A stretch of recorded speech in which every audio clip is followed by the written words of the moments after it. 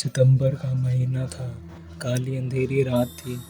हवाएं काफी तेज चल रही थी। राजेश चाचा अपनी खाट पर लेटे हुए थे। यह इलाका खेत का था। उनकी भैंस तबेले पर बंधी हुई थी। चाचा खेत में अकेले थे। दूर दूर तक कोई नहीं था। चाचा मन ही मन सोचने लगे, आज मौसम अच्छा है।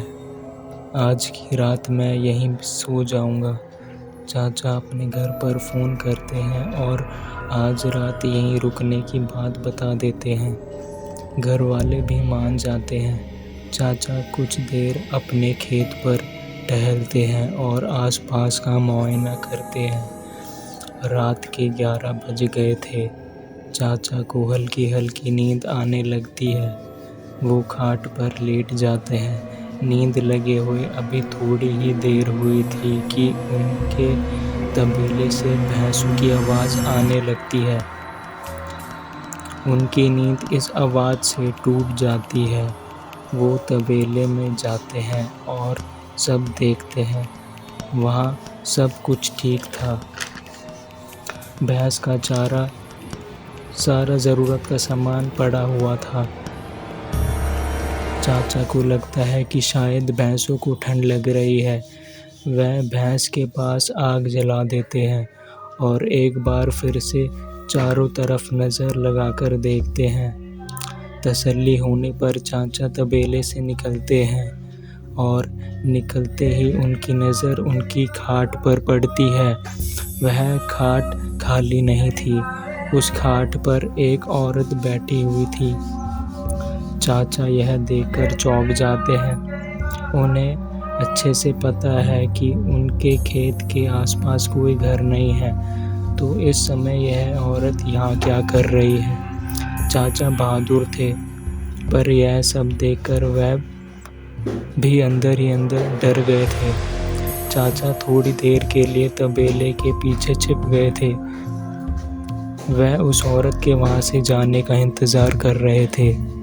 चाचा अंदर ही अंदर यह भी समझ गए थे कि यह कोई आम औरत नहीं है, बल्कि कोई आत्मा है। वह औरत वहाँ से हिल भी नहीं रही थी। उसे खाट पर बैठे काफ़ी देर हो गई थी।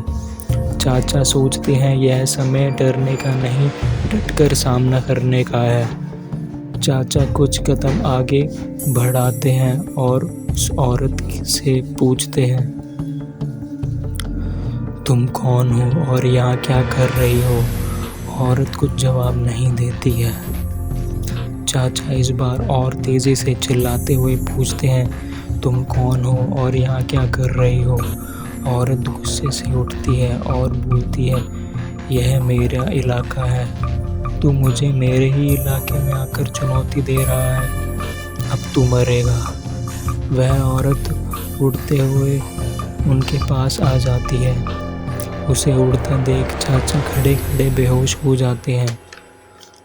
अगले दिन सुबह जब काफ़ी देर हो जाती है तो चाचा के बच्चे उन्हें देखने खेत आ जाते हैं।